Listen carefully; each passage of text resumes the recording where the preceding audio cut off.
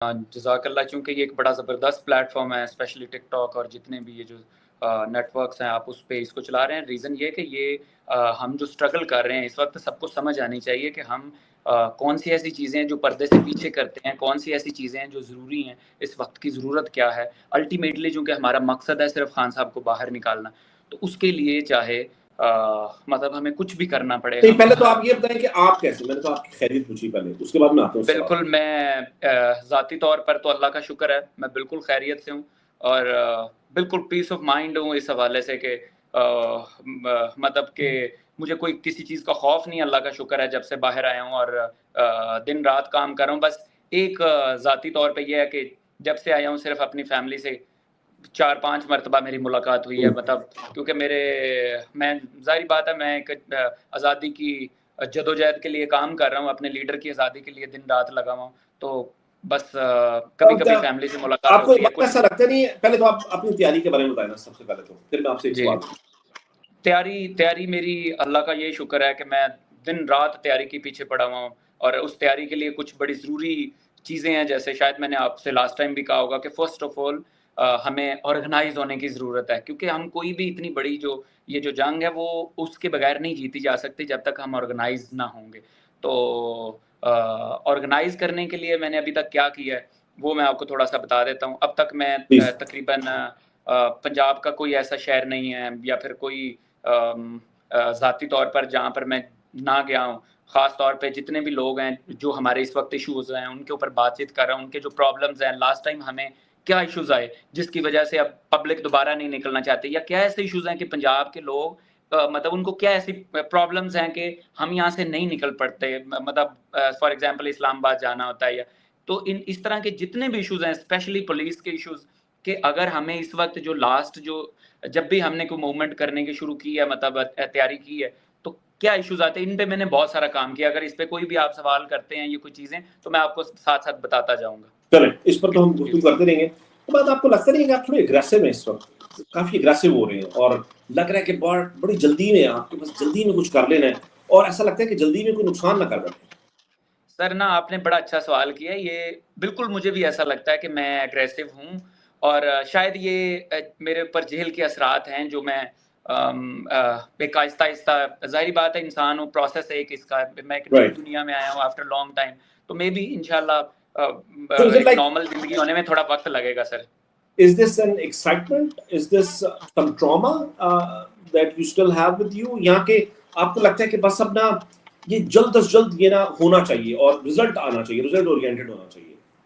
What do you have in your mind, I mean? Sir, मैं इसको trauma या ऐसी चीज़ तो नहीं कहता, बट मैं कहता हूँ जो जैसे इंसान किसी नई वर्ल्ड में जाता है, तो उसके मुताबिक वो, क्योंकि मेरी एक ज़ाती तौर पे, चूँकि मैं जो भी काम करता हूँ मैं दिल से करता हूँ और मैं 1 ठीक, मिनट भी उसके लिए वेस्ट नहीं करता। एक तो ये मेरी ठीक। ज़ाती तौर पर पर्सनैलिटी ऐसी है। दूसरा इस पे ये है कि फॉर एग्ज़ाम्पल अगर मैं बाहर निकला हूँ तो मेरे ऊपर जेल के बड़े असरात हैं, कि कुछ चीज़ों में मैं बहुत कन्फ्रंटेशनल, क्योंकि जेल में रह के इंसान बड़ा चिड़चिड़ा हुँ, शायद हो जाता है। हालाँकि मैंने बड़ी कसरत से हुँ। कुरान पढ़ा है और वो आपको बड़ी तासीर भी देता है। लेकिन उसके बावजूद ना, जब आप दीवारों के अंदर रहते हैं, तो आपकी बड़े ह्यूज आपके अंदर चेंजेज़ आते हैं, जो कि मुझे अब आके अंदाज़ा होता है कि मतलब मैं शायद उधर जो मैं सोचता था वो कुछ और शायद था। इधर आके सोचता हूँ, बाहर निकल के थोड़ी-सी उसमें वो हैं, मतलब मेरे अपने उस लेवल पे तो इज़ जाके दिस मैं देखता हूँ। बिकॉज़ शायद कि आप जो आपके साथ साथी थे क्योंकि आप खुद जेल में रहे हैं, आपको पता है कि कितनी अज़ियत वाली बात है। ज़ाहिर है ये तो कोई अच्छी चीज़ तो नहीं है सर बिल्कुल भी। ये ज़रूर है कि आपकी बहादुरी, आपकी इस्तिकामत, आपकी जवामर्दी और आपकी शुजाअत को सलाम, पूरी कौम का, जो आपको करती थैंक है। यू।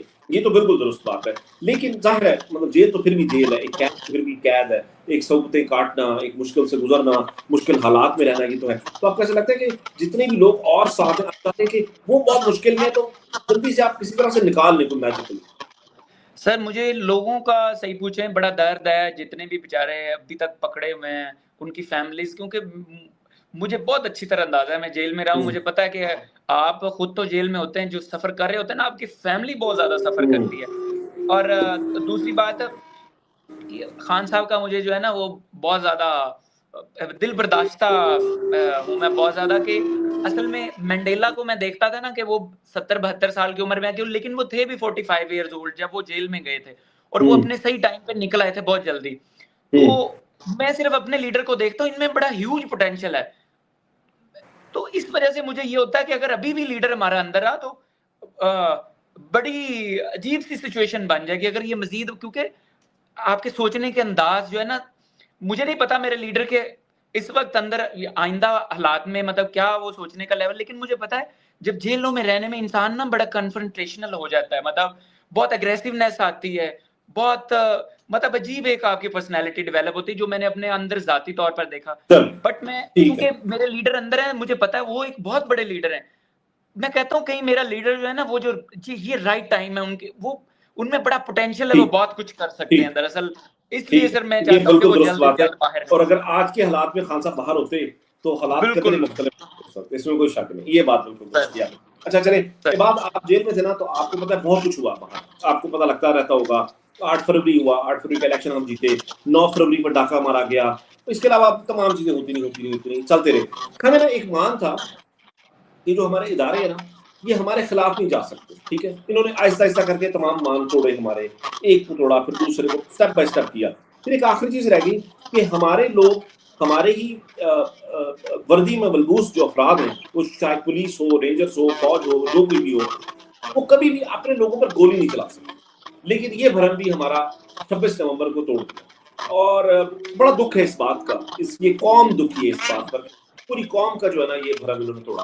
तो उसमें ना 26 नवंबर के कुछ लोग हैं जो गाजी हैं उसके, जिनको गोलियां लगी, जिनके साथ बहुत बुरा हुआ। अब उनकी स्टोरियां तो हम सब सुन चुके हैं, लेकिन हम चाहते हैं कि अब उनको दोबारा साथ दें।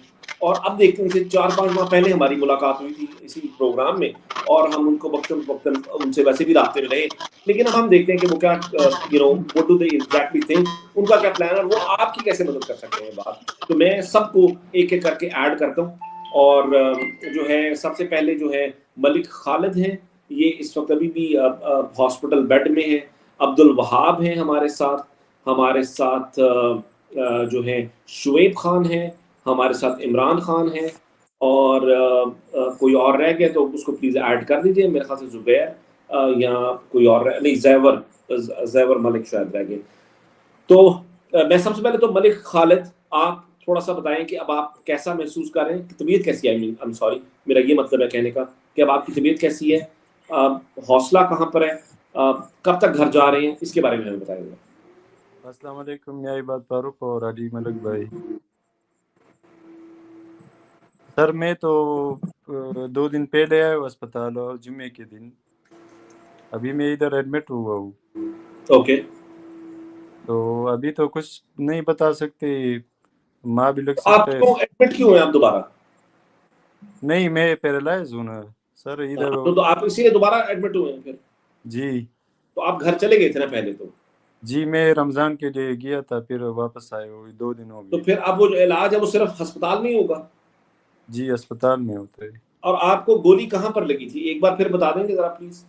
मुझे सर पे गोली लगी थी सर। आपको सर पे गोली लगी नहीं, थी? बाद इनको सर पर गोली लगी थी, इनका जो आधा जिस्म है वो पैरालाइज हो चुका हुआ है, ये अस्पताल में है, और इस वक्त खैबर पख्तूनख्वा में है मेरे ख्याल से, पेशावर में शायद, मुझे नहीं पता एग्जैक्टली मकाम है पेशावर में, वहाँ पर इनका इलाज हो रहा है। और ये बीच में घर चले गए थे लेकिन दोबारा आ गए।